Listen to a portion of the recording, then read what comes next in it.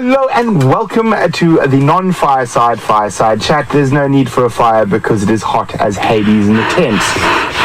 It's melting. Yes, we apologize for glowing, actually we're just sweating, but we're trying to be polite. But welcome to the Sunday night fireside chat. And of course I have James and Jamie. Hello. Hello. Hi. And we're going to be discussing something that's taken up a lot of our mental capacity, and I know a lot of worry from all of you, and that was the Nkahuma Pride and the white muscle disease. So I was the unfortunate soul who happened to come across the first victim of the disease. We were following a male lion and a lioness as they ran down from the Rio Telepan into the drainage line, and Jean-Ray was with me, and we just heard this painstaking ow. It was a cub call, but it just wasn't that normal, happy, healthy sound. And on further investigation, we found that poor little fellow down in the drainage line. And I mean, I was close to tears. It was really heart-wrenching, but I don't even want to talk about it. We're just going to show you what happened. So let's go have a look. Just hang on a second. I'm hearing something very strange in front of me. This is one of the mothers. Very strange. Sounds like another lion cub. So, I mean, outwardly, I can't see anything wrong. It's lying in some mud. The little Nkahuma cubs we've come to love has been injured. We're not sure how she's been injured. Cubs calling forlornly. This is really, really heart-wrenching. But we must remember this is nature.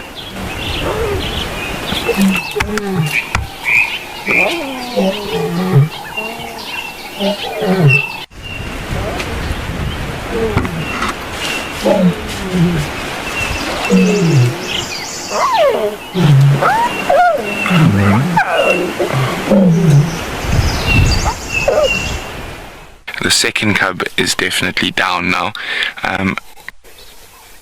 Although we thought the first cub was with a broken back, it's probably more than likely disease. 2 or 3 cubs, possibly even 4, seem to have gone down with a mysterious disease. That what we probably have here is something called white muscle disease, or a variation thereof. Now this is caused by a nutritional deficiency, often brought on by droughts. Now it is not anthropogenic in effect, and I'm not sure what the veterinary treatment for something like that would be in a wild population of lions, and so the policy of non-interference will be applied. Oh, these cubs are so playful. It's wonderful to see. Now, these little cubs have been struggling with a bit of a disease recently, and it was because of a bad drought that we had throughout the winter months here in southern Africa, and they seem to have caught a bit of mange as well as a white muscle disease, and I think that's from malnutrition, not eating correctly. It does appear as if they're doing very, very well. All 6 cubs are here, so that is very good news for us. This is very, very special, everyone. I'm so glad you're... Wow! Gee.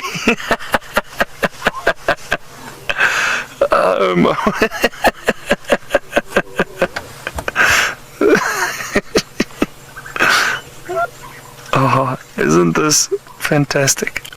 There we go, and it looks like, fortunately for us, we only lost 2 of those incredible Nkahumas, and all of us spend so much time with them, and we are invested in them. So, Jamie, how did you feel? And well, you came up with a sort of very smart reason to why the vitamin E deficiency was. Well, I've come up with a theory. I haven't come up with a theory. It's just something, my understanding of the way that vitamin E is absorbed, which is fat-based. So you can't absorb vitamin E without fat in your diet. It's the way that it's transported through the intestine membranes and into the lymph system.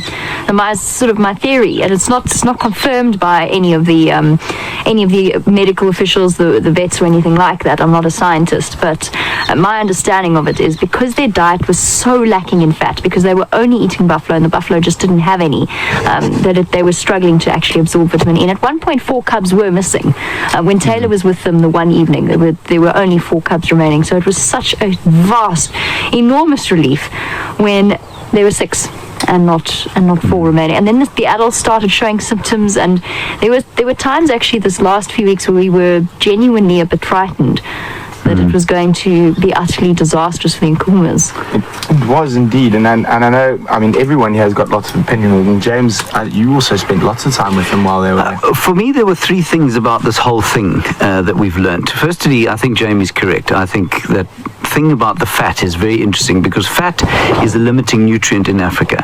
None of the ungulates out here develop huge amounts of fat. They don't get fat like sort of grain-fed cattle, which means there's never a lot of fat, which means that the fat is in the bone marrow, and in a drought we know that animals, including human beings, will use the fat in their bone marrows to manufacture energy. So I think it's a brilliant thought from Jamie.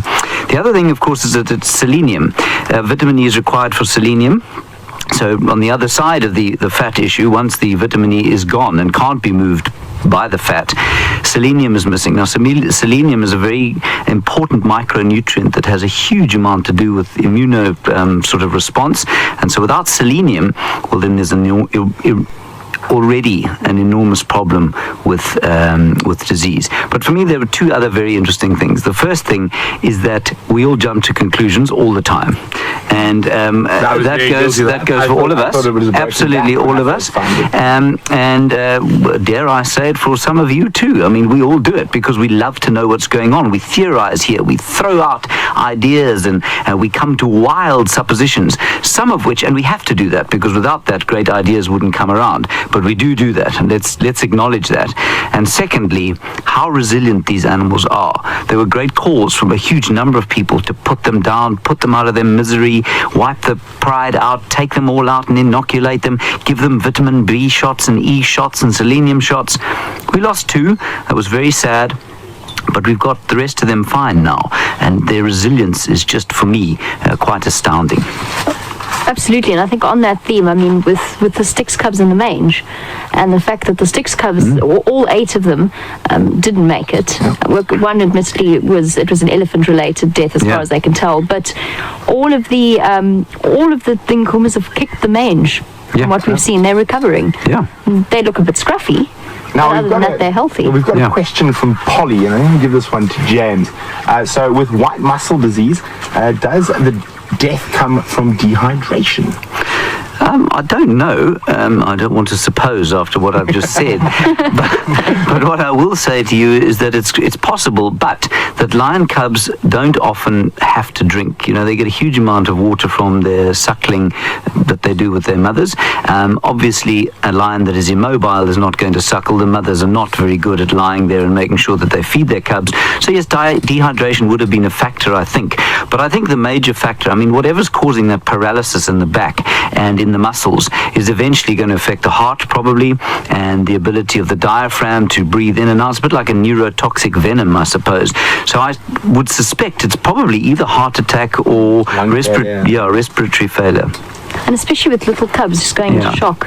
Yeah, that's also true. And I mean, exposed to the elements. That one cub was sitting out in the sun and in the rain. So that hot and cold could also have done. Cold snaps kill animals really quickly.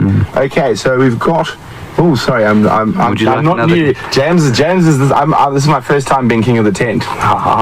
So let me have a look there. We're just looking at some questions now, everybody. Jamie, Diane from Texas has been trying to read up on white muscle disease, and so I'm looking where, and it is very extremely rare in wild animals, and specifically in cats and lions. Have we ever heard of it being found in other lions or whatnot in the area? I mean, Diane, if you did what we did, which was scour the internet for many articles on any kind of information about free-roaming lions with white muscle disease, you'll know as well as we do how rare it is. There was the reason that it was triggered, the question of it being white muscle disease, was actually the fact that, where were those lions in Mabat? Mabat, so just Mabat, just a little bit to the north of us, that they had white muscle disease or had just been showing symptoms of white muscle disease. And obviously with wildlife vets around here, you don't just necessarily necessarily treat wildlife. You often end up treating cattle because it's a deficiency. There we go. There's the word. It's a deficiency that's far more common in livestock than it is in wild animals.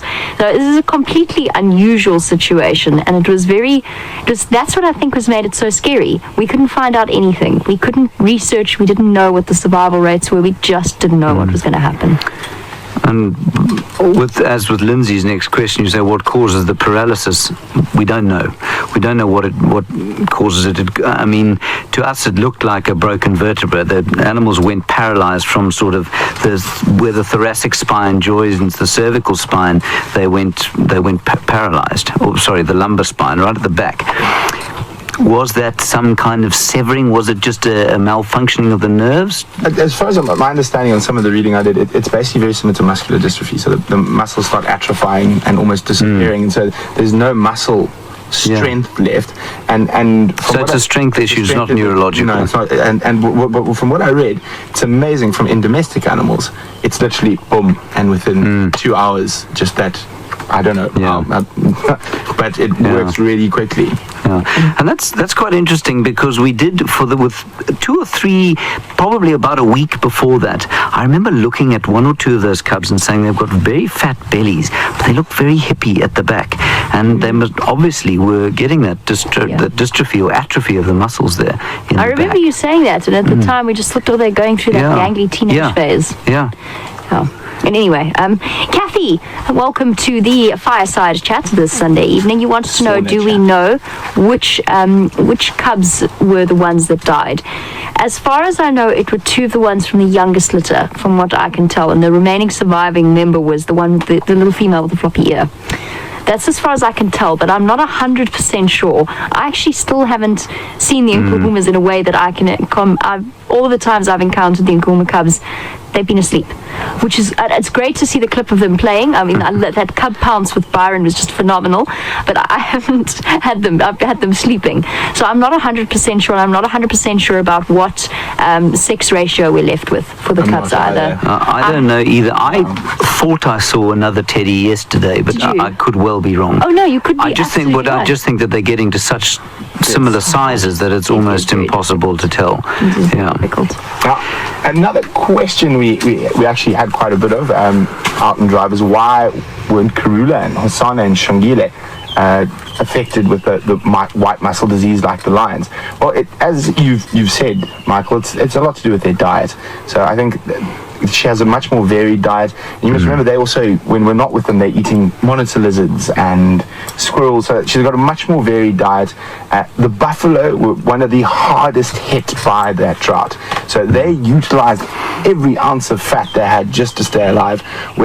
And also, you must remember, they're quite Catholic in their diet. They're after the grass. They will eat leaves sometimes, but their diet isn't very varied, and they've had to travel massive distances between water and grazing, whereas the leopard's diet has not only made up of buffalo, except if you're a very big male like Anderson, but it's been very varied, so I think they've managed to get the fat.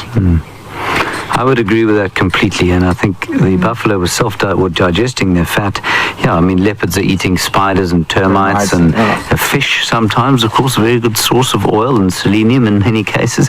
So I think they're fine, and they certainly didn't ever look like that sort of gangly, miserable look at all. They looked very happy throughout the drought. They still look happy, everybody. They looked so happy this afternoon. Especially because they saw the killer bees in foot. I think that made Karula's I think it probably did, indeed. On that happy note... very happy note. Yeah. It's good. We're happy to say the Nkuhumas seem to be recovering. They are alive and well. Bouncing about. Yeah, bouncing about. And it's time for us to say goodbye. Say goodbye. Yes. Goodbye, everybody. We will see you in the morning. Yes. Bye-bye, everybody. Bye, guys. Bye-bye. Great to have you with us. And it's 5 o'clock tomorrow morning. Don't be late. 5 o'clock tomorrow morning. See you then. Hot enough, Brian? It's very warm.